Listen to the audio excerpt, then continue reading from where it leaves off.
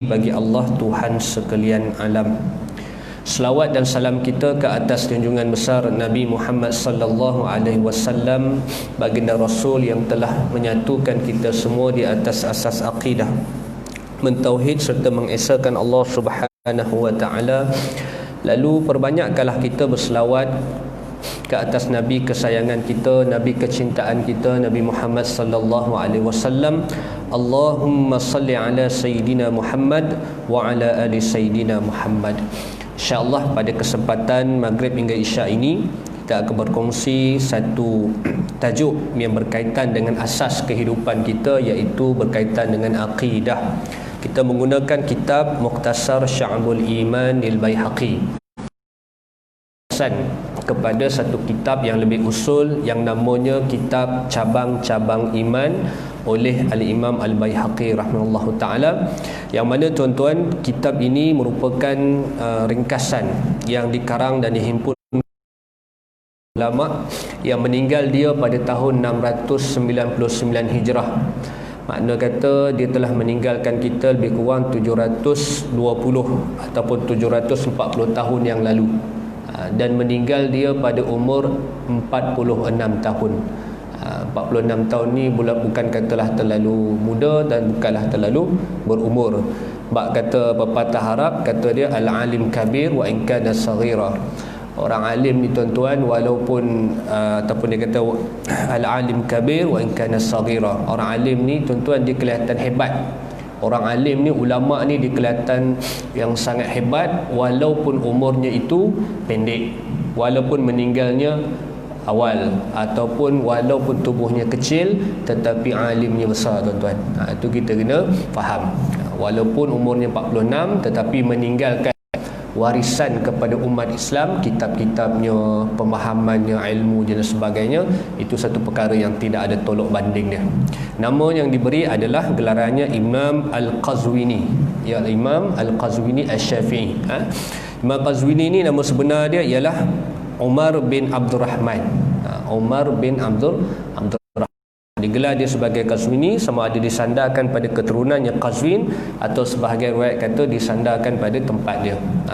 Itu adalah kebiasaan kepada mana-mana para ulama terdahulu kan. Pada hari ini juga kalau kita lihat, banyak disandarkan kepada nama tempat, banyak disandarkan kepada nama keturunan dan sebagainya.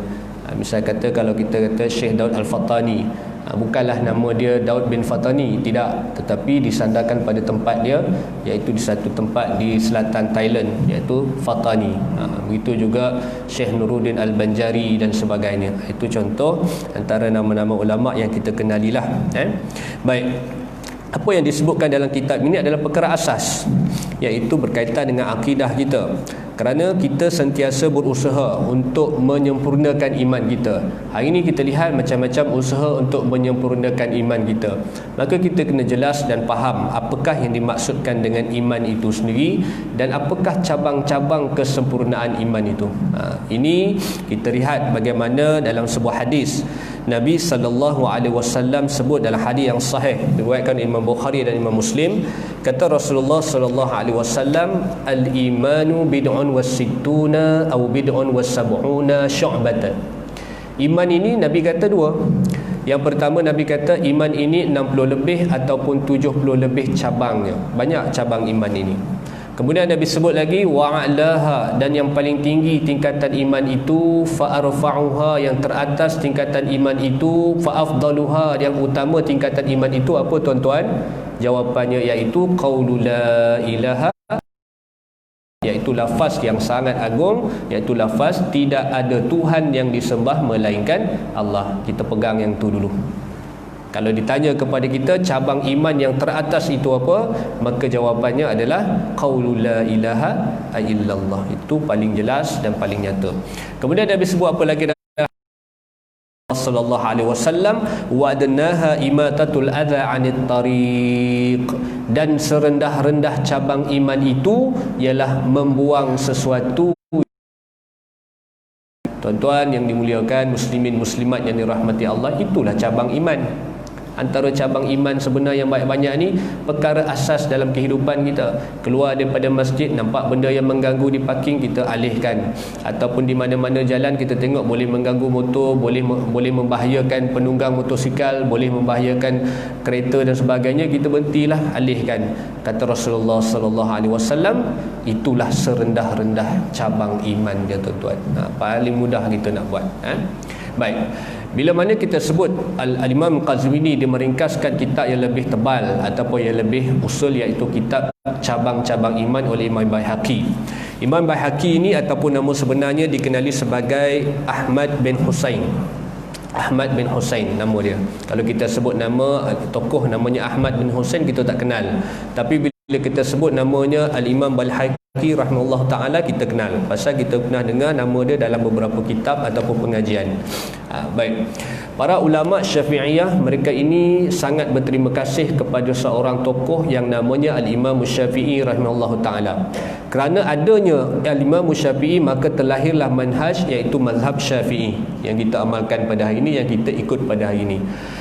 Sebaliknya, Al-Imam Syafi'i bahkan dia mengagumi dan berterima kasih kepada seorang yang namanya Al-Imam Ahmad bin Husain, ataupun nama dia Imam Baihaqi, kerana dengan ijtihadnya Imam Baihaqi, dengan kefahamannya Al-Imam Baihaqi, dengan faqihnya Imam Baihaqi ini, maka terhasillah iaitu 70 lebih cabang iman yang dengan ijtihadnya keluar daripada nas Al-Quran, hadis Nabi SAW, setelah mendengar akan hadis yang kita bacakan tadi. Nabi sebut secara umum. Nabi kata iman ini banyak, 60 lebih, 70 lebih cabangnya.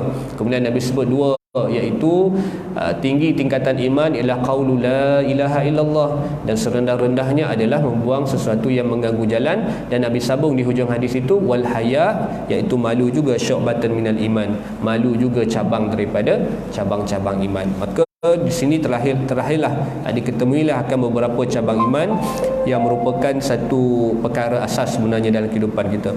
Kalau dilontarkan apakah maksud iman kepada kita ini, maka kita kena jelas bahawa iman itu kita membenarkan dengan hati kita, dan kita ikrar dengan lisan kita, kena lafazkan dengan lisan kita, dan yang ketiga iaitu kita membenarkan dengan perbuatan kita. Itu di kalangan ahli sunnah wal jamaah pegang pada tiga ini. Sekiranya ada golongan ataupun manusia yang memegang satu daripada tiga ataupun dua daripada tiga, dia percaya pada hati dia Allah itu Tuhan, tetapi pada masa sama dia tidak membenarkan dengan perkataan ataupun perbuatan dia. Dia kata aku tahu Tuhan tu Allah, tapi solat ni aku tak buat lah. Dia tidak beramal. Ataupun mulut dia tu sebaliknya, ataupun amalan dia tak buat pun. Ada tak tuan-tuan jenis manusia macam ni pada hari ni? Ada. Jenis yang kata percaya pada Tuhan tetapi dia tidak beramal. Kan Allah sebut dalam Quran, innal ladzina amanu wa amilus solihat, sesungguhnya orang-orang yang beriman itu dan beramal saleh. Beriman dan beramal saleh. Purna tiga.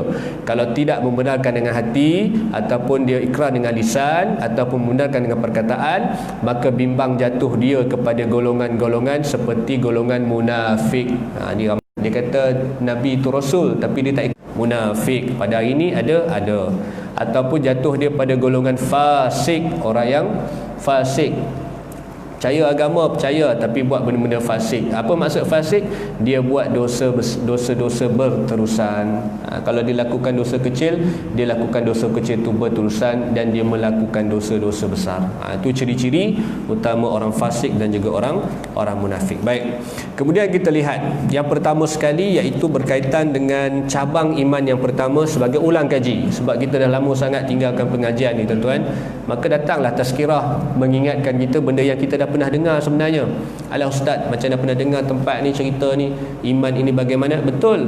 Tetapi ketahuilah tuan-tuan, ilmu yang kita dengar hari ni kebanyakannya ulangan. Kerana apa? Ia bersifat tazkirah. Macam kita keluar daripada rumah kita nak pergi kerja pagi-pagi, kita nampak tepi jalan tu macam-macam tanda jalan ataupun signboard tu. Ada gambarnya jalan berliku-liku, ada gambar depan awas ada pembinaan. Itu untuk apa? Untuk bagi tahu kita berhati-hati depan tu. Tapi kita tak muak pun tengok.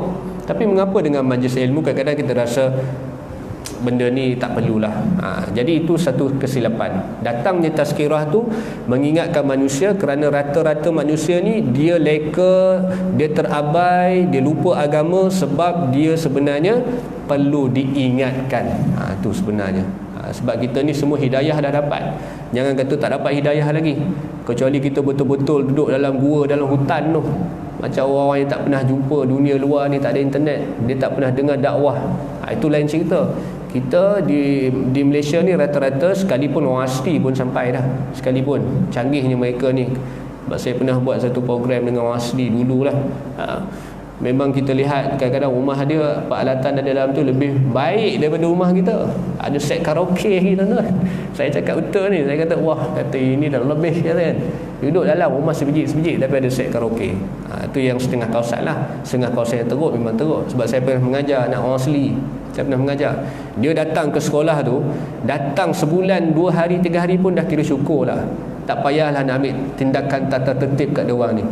Pasal hidup dia memang macam tu. Bila ayah mak dia masuk hutan, dia ikutlah masuk hutan. Dia ikut. Itu cara hidup dia. Dululah, tapi sekarang rasa ada lagi macam tu budak-budak. Kalau dia sekolah-sekolah di kawasan orang asli ni, kalau dia datang seminggu tu tak payah nak bising-bising lah cikgu tu. Apa ni kamu ni nak belajar ke tak nak belajar? Bukan. Orang asli dia lain. Dia special sikit. Jadi nak ceritanya hidayah tu sampai, maka bila kita pastikan benda tersebut, maka kita kena jelas tentang berkaitan dengan akidah kita. Maka tak lain tak bukan yang disebutkan dalam hadis tadi, tuan-tuan yang dirahmati Allah, muslimin muslimat, iaitu bila Nabi SAW bagi tahu cabang iman itu banyak. Maka satu yang paling tinggi iaitu kalimah beriman kepada Allah. Beriman kepada Allah Subhanahu Wa Taala. Dan kitab ini ringkasan ataupun mukhtasar Sya'bul Iman oleh Imam Qazwini ni daripada kitab Imam Baihaqi. Dia nak bagi tahu kita cabang-cabang iman ini bersumberkan ataupun disebutkan menurut Al-Quran dan juga hadis. Jadi kita mudahkan, iaitu kita sebut cabang iman dan kemudian kita bacakan dalil daripada Al-Quran dan juga dalil daripada hadis Nabi SAW. Baik, yang pertama iaitu cabang beriman kepada Allah Subhanahu Wa Taala. Antara kesempurnaan iman kita ini tak lain tak bukan letakkan nombor satu adalah beriman kepada Allah Subhanahu Wa Taala. Maka apa maksud beriman kepada Allah Subhanahu Wa Taala? Dalil daripada Al-Quran di dalam surah Al-Baqarah ayat 285. Ayat yang biasa kita dengar dan kita baca. Allah berfirman, ba'da a'udzubillahi minasyaitanir rajim, wal mu'minun kullun amana billah. Ayat dia pendek je.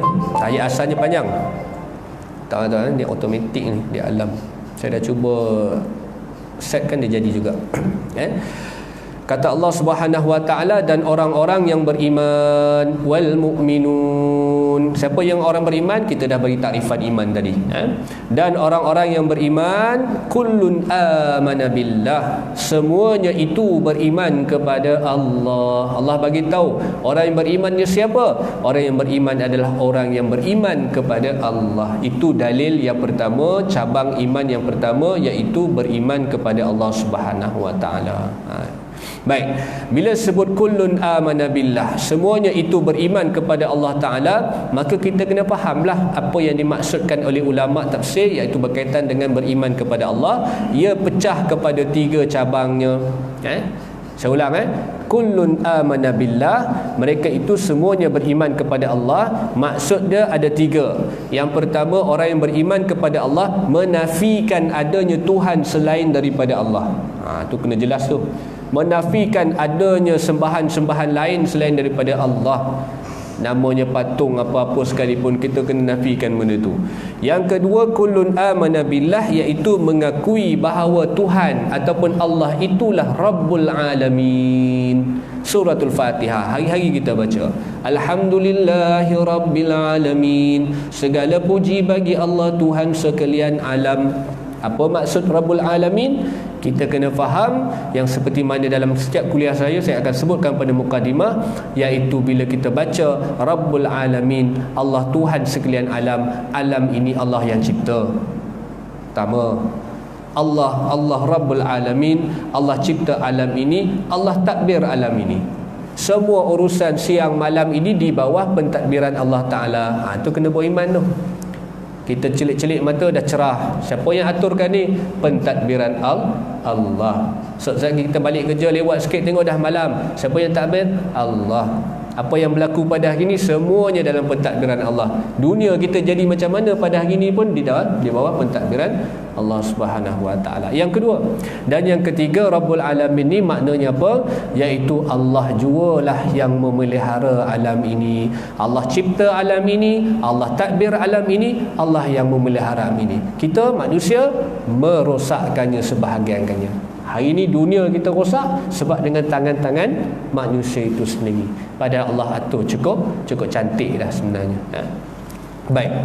Kemudian itu dalil yang pertama daripada surah Al-Baqarah ayat 285. Kemudian bila kita sebut kullun amana billah, orang yang beriman semuanya beriman kepada Allah, iaitu selain daripada mengakui Allah itu Rabbul Alamin, maka pujilah Allah dengan nama-nama yang cantik.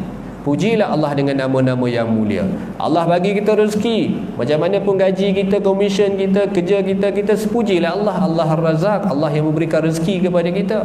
Kita kena sentiasa membasahkan lisan kita, lidah kita, dapat rezeki daripada Allah Ta'ala, puji Allah. Dapat rezeki daripada Allah Ta'ala, puji Allah. Dapat cucu, puji Allah. Dapat anak, puji Allah. Dapat isteri baru, puji Allah. Betul tak Haji? Kita kena sentiasa memuji Allah. Sebab bila ditanya orang puji kita pun, kita akan kembalikan kepada Allah. Haza min fadil Rabbi. Ini semua adalah kurniaan daripada Allah Ta'ala.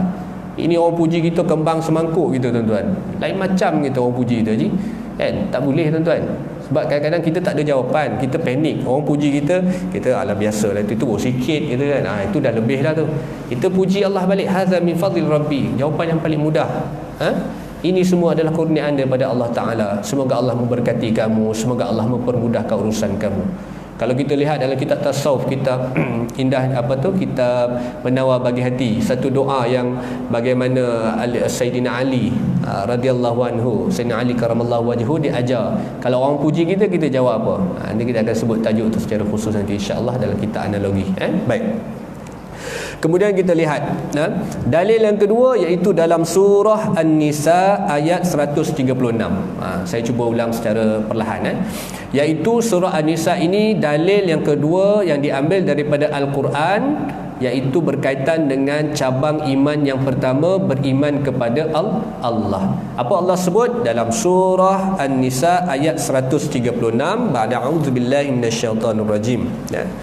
Kita sebut tuan-tuan, bila kita kata Allah Subhanahu Wa Taala berfirman, maknanya kata dalam firman Allah tu dia tidak sebut a'udzubillah. Jadi sebab tu sebahagian orang dia akan sebut ba'da a'udzubillah, iaitu selepas a'udzubillah Allah berfirman. Kalau kita sebut Allah Subhanahu Wa Taala berfirman, kita terus dia baca ayat tu. Allah Subhanahu Wa Taala berfirman, ya ayyuhallazina amanu kutiba alaikumusiyam. Kita sebut gitu. Kalau kita dengar kenapa ustaz tersebut ba'da a'udzubillah, ba'da ni maknanya selepas.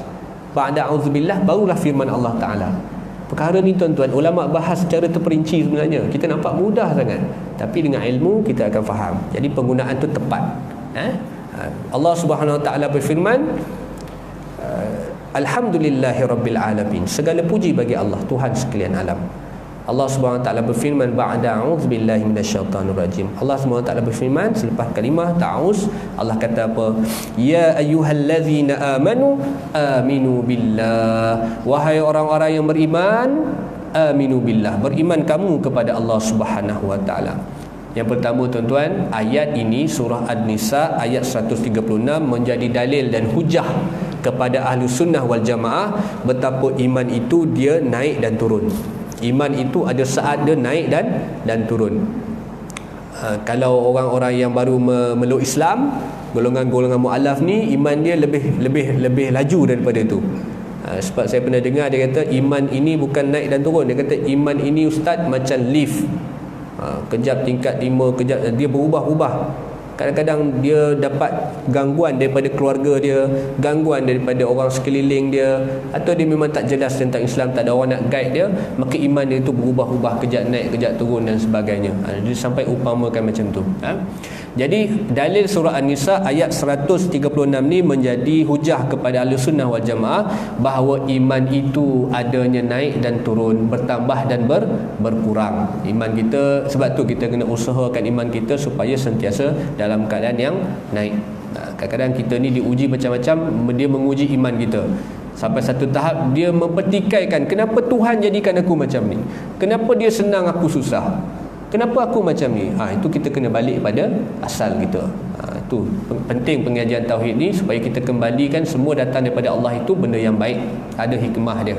Kadang-kadang kita fikir benda tu tak baik bagi kita, hakikatnya baik bagi kita pada pandangan dan juga pengetahuan Allah Ta'ala. Dan begitu juga sebaliknya. Baik. Kalau kita dengar ayat ini, ayatnya iaitu ya ayyuhallazina amanu, wahai orang-orang yang beriman, aminu billah, berimanlah kamu kepada Allah. Seperti juga kita cakap kepada orang lain, wahai orang-orang yang tidur, nak tidur ni, tidurlah kamu. Contoh dia, dah tidur memanglah sifatnya tidur, tapi kemudian Allah kata wahai orang beriman, berimanlah kepada Allah. Wahai orang-orang yang beriman, berimanlah kepada Allah. Maknanya kata nak bagi tahu iman tu dia tak konsisten. Allah suruh kita jaga iman kita supaya iman kita tu naik selalu. Kita pelihara iman kita. Allah ingatkan kepada kita. Bahkan ayat ya ayyuhallazina amanu ni diulang-ulang banyak kali dalam Al-Quran, sehingga ulama sebut 65 kali dalam Quran. Ya ayyuhallazina amanu, ya ayyuhallazina amanu. Biasa kita dengar. Baik. Itu diambil daripada surah An-Nisa ayat 136. Kemudian kalau kita lihat dalil daripada hadis Nabi SAW berkaitan dengan cabang iman yang pertama, iaitu hadis bersumberkan daripada Abu Hurairah radhiyallahu anhu. Abu Hurairah radhiyallahu anhu. Bila kita sebut tentang sahabat-sahabat Nabi ini, kita kena kenal sedikit sebanyak siapakah dia. Abu Hurairah dia bawa hadis Nabi SAW, iaitu hadis yang diriwayatkan oleh Imam Bukhari dan juga Imam Muslim, Syaikhani. Baik. Kata Abu Hurairah ini adalah merupakan satu laqab ataupun gelaran. Abu Hurairah bapa kucing. Itu kita biasa dengarlah. Abu Hurairah ni nama sebenarnya ialah Abdul Rahman. Kita kena sebut dan kita kena tahu jugalah. Abu Hurairah an Abi Hurairah radhiyallahu anhu qala Rasulullah sallallahu alaihi wasallam. Siapakah Abu Hurairah? Nama sebenarnya adalah Abdul Rahman. Abdul Rahman adalah nama asal kepada Abu Hurairah. Nabi bagi nama dia. Sebab nama dia sebelum Islam tu Nabi tukar. Nama yang tak baik Nabi tukar kepada nama Abdul Rahman. Sebelum Islam nama Abu Hurairah ialah tu Abdul Syams, hamba kepada matahari. Jadi Nabi tukar nama dia kepada Abdul Rahman, hamba kepada Allah yang Maha Penyayang, Ar-Rahman. Itu. Kemudian Nabi bagi lagi gelaran kat dia. Nabi panggil dia Abu Hurairah. Jadi satu orang macam Tuan Haji boleh ada 2-3 gelaran, nama samaran ni. Sepatutnya lah. Tapi nampak sampai ketua ni kan, dia orang kata nama itu pula tak sedap pula tu kan. Sepatutnya kita mesti ada satu nama laqab. Kalau anak kita nama Amir, contoh dia kata Abu Amir, contoh dia bapa kepada Amir. Contoh macam itulah, ataupun apa-apalah. Itu adalah tradisi sebenarnya yang di kalangan para ulama kita banyak begitu. Bahkan para sahabat Nabi sallallahu alaihi wasallam. Jadi Abu Hurairah ini antara sahabat yang paling banyak meriwayatkan hadis, sehingga dia meriwayatkan hadis Nabi sallallahu alaihi wasallam sejumlah 5374 buah hadis. Banyak hadis yang diriwayatkan Abu Hurairah. Dan kita akan jumpa antara banyak-banyak sahabat ini, kenapa kita tertanya-tanya, ada sahabat yang banyak riwayat hadis, ada yang sedikit. Ada yang sekejap je jumpa Nabi tapi hadisnya banyak. Ada yang dengan Nabi SAW seperti Sayyidina Abu Bakar, dia duduk dengan Nabi 23 tahun tapi dia bawa hadis daripada Nabi SAW kurang daripada 300 buah hadis, banding dengan 5,000 lebih tadi. Sedangkan Abu Hurairah ataupun Abdul Rahman ini, dia peluk Islam lambat. Dia memeluk Islam pada tahun ke-7 Hijrah. Dah berhijrah ke Madinah dah, belum Islam lagi. Ini urusan Allah lah ni. Ini ketentuan perencanaan Allah. Tahun ke-7 Hijrah dia beriman kepada Allah dan Rasulnya. Dan Nabi SAW meninggal ataupun wafat pada tahun 11 Hijrah. Maknanya dia sempat dengan Nabi dalam keadaan dia beriman, iaitu selama 4 tahun. Lama tak 4 tahun? Tak lama, tuan-tuan. Tetapi dialah paling banyak dapat hadis, bawa hadis daripada Nabi sallallahu alaihi wasallam. Tu kelebihan Allah nak bagi.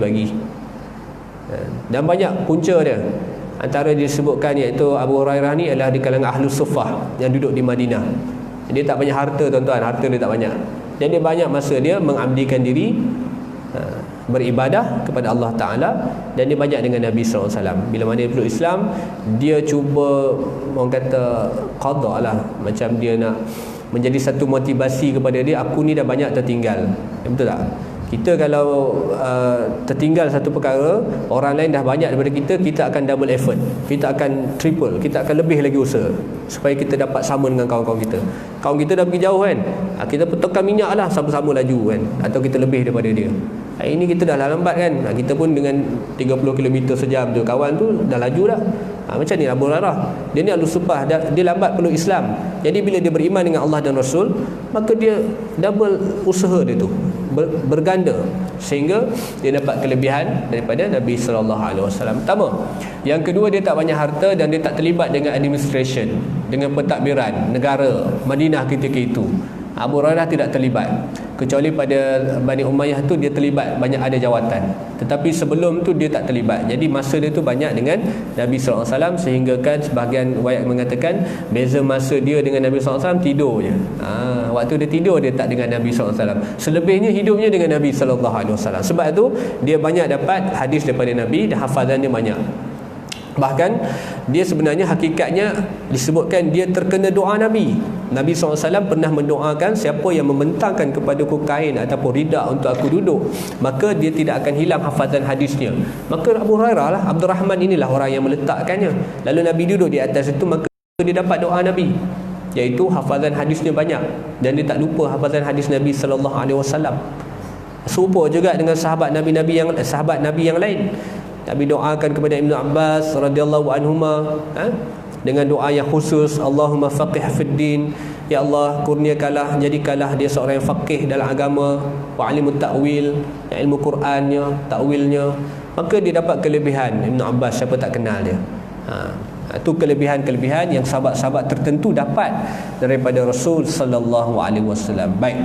Jadi Abu Hurairah radhiyallahu anhu ni, kalau kita lihat, dia meriwayatkan hadis Nabi 5374 buah hadis. Dan kalau kita lihat sahabat-sahabat Nabi yang lain, ada yang sedikit. Contoh dia macam Sayyidina Abu Bakar, kurang daripada 300 hadis. Dan antara periwayat hadis yang lain, sahabat Nabi yang lain yang banyak riwayatkan hadis, namanya Abdullah bin Umar radhiyallahu anhuma, anak kepada Sayyidina Umar. Kalau kita buka kitab hadis, kita akan biasa dengan nama Abdullah bin Umar. Ada orang nama Umar kan, Abdullah bin Umar. Abdullah bin Umar ni anak kepada Sayyidina Umar Al-Khattab radhiyallahu anhu. Dia meriwayatkan hadis Nabi sallallahu alaihi wasallam, iaitu sejumlah 2360 buah hadis. Banyaklah antara sahabat yang banyak riwayatkan hadis. Jadi Abdullah bin Umar ni kelebihan dia banyaklah. Sebab apa dia banyak dapat hadis Nabi? Antaranya dia dapat 2 jalur daripada Nabi. Satu, dia anak sahabat, iaitu Sayyidina Umar. Yang keduanya iaitu kakaknya, iaitu Hafsah, itu berkahwin dengan Nabi sallallahu alaihi wasallam.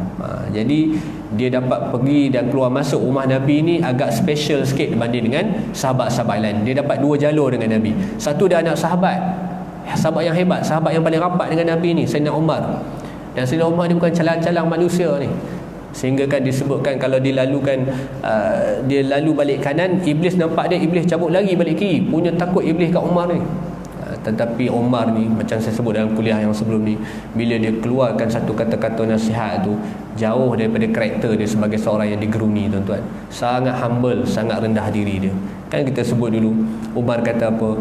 Bila diseru kepada kalian, masuklah kalian semua ke dalam syurga melainkan seorang. Kata Sayyidina Umar, aku takut yang seorang itu adalah aku. Walaupun dia ni layak dah masuk syurga, dah jamin dah, Nabi dah sebut dah nama dia masuk syurga, tapi dia kata, kalaulah semua masuk syurga, seorang masuk neraka, aku takut yang seorang itu adalah aku. Itu sifat sahabat tu. Nabi tarbiyah cukup cantik. Wafatnya Nabi tinggalkan legasi sahabat-sahabat yang hebat, pemimpin-pemimpin yang amanah, pemimpin yang jujur, umara lah namanya, ataupun kalau di kalangan ulama-ulama yang ikhlas dengan ilmunya, ulama yang tidak terkejar-kejar kepada jawatan, ataupun kalau amilin, pekerja-pekerjanya, pekerja-pekerja yang transparan, pekerja-pekerja integriti, pekerja-pekerja yang jujur, amanah, tidak curi tulang dan sebagainya. Itu legasi Nabi tinggalkan. Sebaliknya bila dah jauh kita dengan Nabi SAW ni, bila ada pemimpin yang tak amanah, pemimpin yang khianat, hari ni kawan esok lawan, boleh berlaku contoh. Ataupun yang keduanya, kalau ulama itu ulama yang ada kepentingan keduniaan dan sebagainya, maka kita kena jauhkan perkara tersebut. Dan pekerja amilin yang tak jujur, bohong, bisnes online banyak bohong contoh, itu pekerja lah tu. Syarikat lantik dia sebagai wakil untuk syarikat dia berniaga bohong. Ini berlaku pada hari ini. Ini umat manusia mutakhir lah, akhir zaman macam tu sifat dia. Sebaliknya Nabi tinggalkan legasi yang cukup hebat. Baik. Kemudian kalau kita lihat kelebihan kepada Abdullah bin Umar itu begitu. Lalu dalam hadis ini, iaitu Nabi SAW bersabda dalam hadis yang diriwayatkan oleh Imam Bukhari dan Imam Muslim, kata Rasulullah sallallahu alaihi wasallam, umirtu an uqatilan nas hatta yaqulu la ilaha illallah.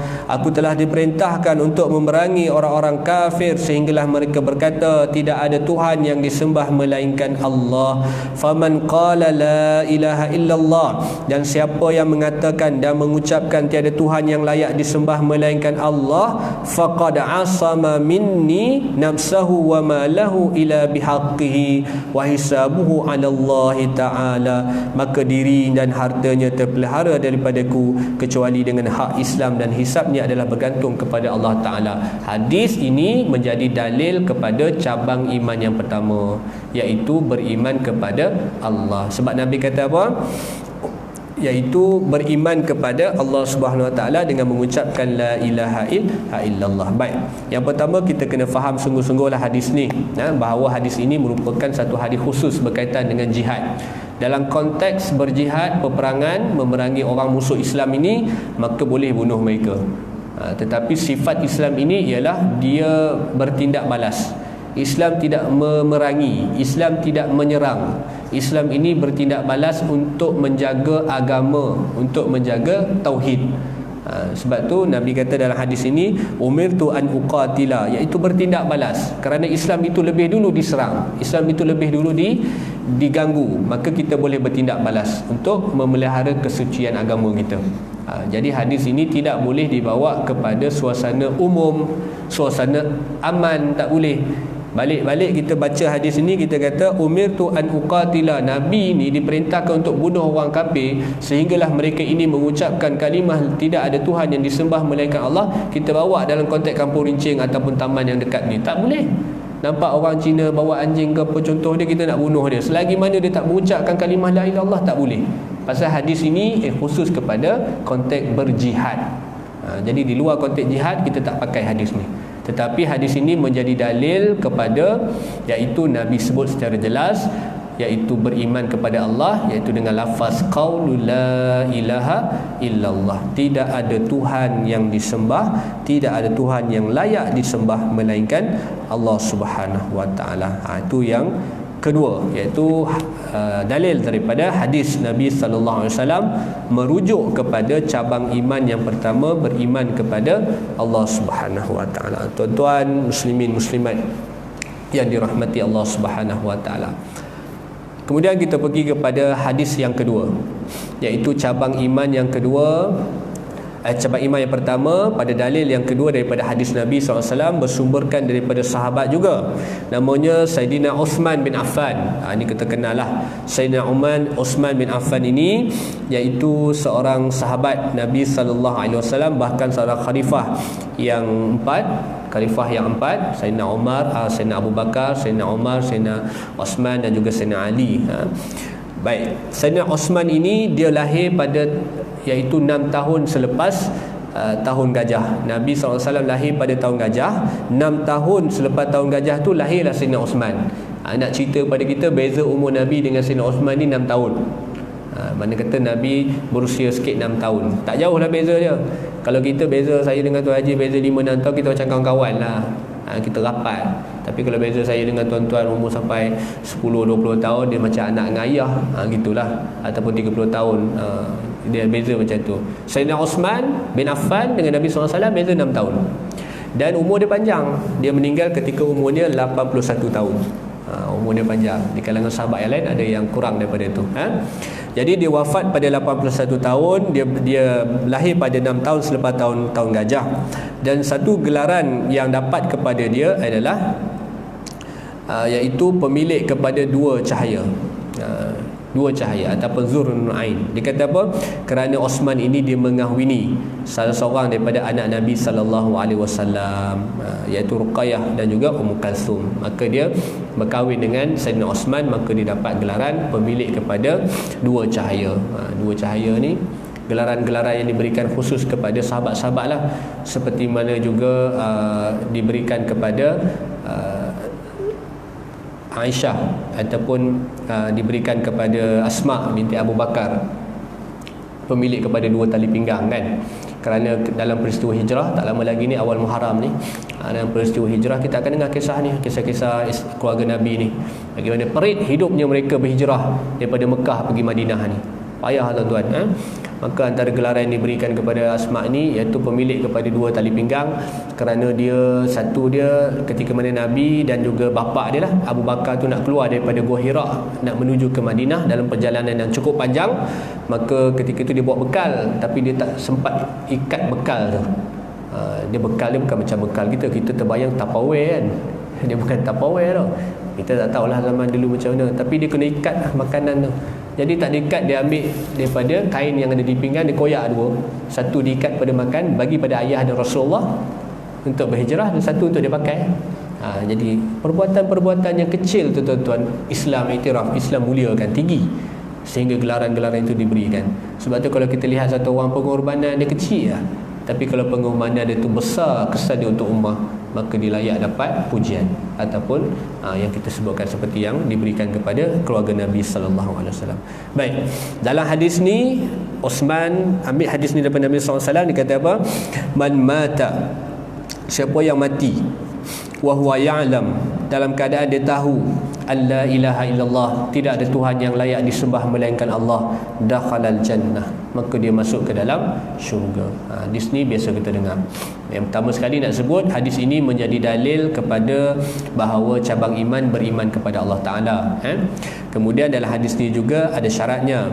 Kita mengucapkan la ilaha illallah, Nabi kata dia masuk ke dalam syurga Allah Ta'ala. Tetapi balik kepada fahaman maksud iman tadi, dia tak boleh pilih satu daripada tiga, dia tak boleh pilih dua daripada tiga. Dia beriman kepada Allah dengan hatinya, dia kemudian ikrar dengan lisan, dan juga dia tasaddaqu bil amal, dia membenarkan dengan amalan dia. Dia tak boleh wujudnya golongan seperti liberal, mengambil sebahagian dan menolak sebahagiannya, percaya pada Tuhan tapi menolak perintah Tuhan.